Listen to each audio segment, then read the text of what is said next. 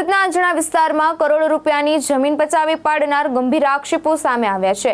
એક વડીલે કેટલાક લોકો પર ધમકી આપી લાખો રૂપિયા પડાવવાનો અને બોગસ દસ્તાવેજોના આધારે જમીન પર કબજો જમાવવાનો આરોપ લગાવી પોલીસ કમિશનરને ફરિયાદ કરી છે। ફરિયાદ મુજબ રઉફ બોમ્બેવાલા, ઇલિયાસ કાપડિયા, આલિદ કાપડિયા અને શાગુબ સોની સહિતના લોકોએ કોર્પોરેશન દ્વારા મિલકત તોડી પાડવાની ખોટી બીક બતાવી અલગ અલગ તબક્કે કુલ 17.25 લાખ પડાવી લીધા હતા। પીડિતનો વધુ આરોપ છે કે બોગસ દસ્તાવેજો અને ખોટી સહીઓના આધારે તેમની જમીન પર ગેરકાયદેસર કબજો જમાવવાનો પ્રયાસ કરવામાં આવ્યો હતો। આ મામલે સલાબતપુરા પોલીસ અને ઇકોસેલની કામગીરી પણ ગંભીર સવાલો ઉઠી આવ્યા છે। પીડિતનો આક્ષેપ છે કે તેમની અરજીઓ પર યોગ્ય કાર્યવાહી કરવામાં નહોતી અને આરોપી સામે પગલાં લેવા બદલે તેમને જે ખોટા કેસમાં ફસાવવાનો પ્રયાસ થયો હતો। આ સમગ્ર મામલે પીડિત પોતાના વકીલ મારફતે સુરત પોલીસ કમિશનરને લેખિત ફરિયાદ કરી આરોપીઓ સામે નિષ્પક્ષ તપાસ અને કડક કાયદેસરની કાર્યવાહીની માંગ કરી છે। મારું નામ છે અયુબભાઈ ગુલામ રસૂલ લોટીવાલા। હું રહું છું સલાવતપુરા પોલીસ સ્ટેશનની પાસે।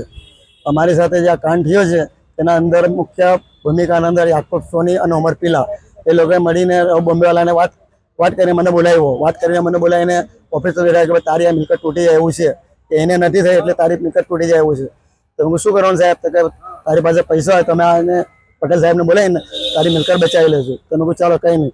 તો મેં કહ્યું મારી પાસે 25 લાખ નથી, 25 લાખની માંગણી કરી। મેં પૈસાની વાત થઈ ને તો 25 લાખ છે તો મેં મારી પાસે નથી। તો કેટલા છે? તો મારી પાસે 17 લાખ છે। તો કે ચાલ કે એમાં વાત કરી પટેલ સાહેબને। પછી પટેલ સાહેબને વાત કરીને મેં કે ચાલ બે પૈસા આપી જતો આ લોકોની ઓફિસ પર। તો મેં લોકોની ઓફિસ પર 10 લાખ રોકડા અને 7.25 લાખના ચેક લઈને ગયો। ત્યારે એ અરવ બોમ્બે વાળાએ કહ્યું કે ચાલો તારી વાંધો નહીં આવશે। પછી 1.5-2 મહિના થયા કે પછી પાછું એ લોકોનો ફોન આવ્યો કે ભાઈ આ લોચો પડે એવું છે, તારું મિલકત તૂટી જાય એવું છે।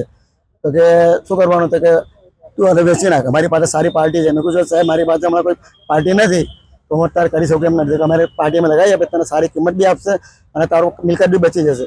તો કે તું નીચેનું ખાલી બોઈ તોડીને પહેલો માળ વેચી નાખ, આખી પ્રોપર્ટી બચાવી લેશે। કે કોણ? કે આદિલ આપણે ઇલિયાસ કાપડિયા અને આદિલ કાપડિયા રીમબાઈની મારા નામ પર દસ્તાવેજ કરી દે, હવાબાઈના નામ પર। એ પછી આપણે કરી આપે દસ્તાવેજમાં એ લોકો જે મને વ્હાઇટની રકમ આપી એ પણ ઉમર પીલાના મળે ત્યાંના અંદર 1 કલાકમાં પૈસા જતા રહ્યા। અને મારી સાથે સલાવતપુરા પોલીસ સ્ટેશનના અંદર મેં ફરિયાદ કરી। તે ફરિયાદ પર લોકોએ ધ્યાન આપ્યું નહીં, મારી પાસે 15 લાખની ડિમાન્ડ કરી। રવિન્દ્રભાઈ બાલાભાઈ અને વારિસ મલેક જેના અંદર લોકો શંકાસ્પદ ભૂમિકા લાગે।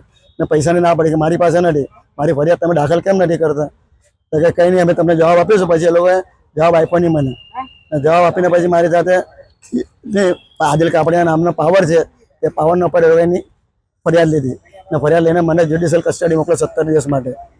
તમારી પાસે શા માટે ફરિયાદ દાખલ કરી? એ લોકોએ કે અમારી સાથે ચીટિંગ કરે છે કે ભાઈ મેં એને દસ્તાવેજની અંદર પહેલો માળ અને ભોય તોડે જ આપેલો છે, બીજો ત્રીજો માળ આપેલો નથી। અને 10 દિવસ પછીને એ લોકોએ કબજા રસીદ બનાવી। કબજા રસીદની અંદર લોકો બતાવ્યું કે ભાઈ આ વ્હાઇટના પૈસા છે તે જ તારીખના ચેક નંબર ને બધું છે જે દસ્તાવેજમાં આપેલું તે જ। ને કબજા રસીદના અંદર લોકો નહીં ને મારા બધું આખું મકાન લઈ લીધું। 10 દિવસ પછી દસ્તાવેજના 10 દિવસ પછીની કબજા રસીદ છે। અત્યારે તમે ક્યાં રજૂઆત કરવા આવ્યા છો?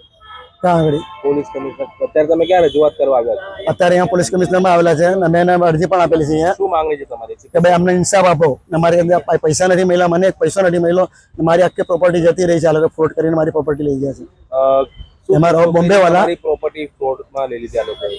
આ મ્યુનિસિપાલિટીના બીકથી દબાણ આપીને મ્યુનિસિપાલિટી મને ગભરાઈને આ લોકો મારી સાથે આવું કામ કરેલું છે। ભાવેશ ઉપાધ્યાય, દ્રષ્ટિકોણ ન્યૂઝ, સુરત।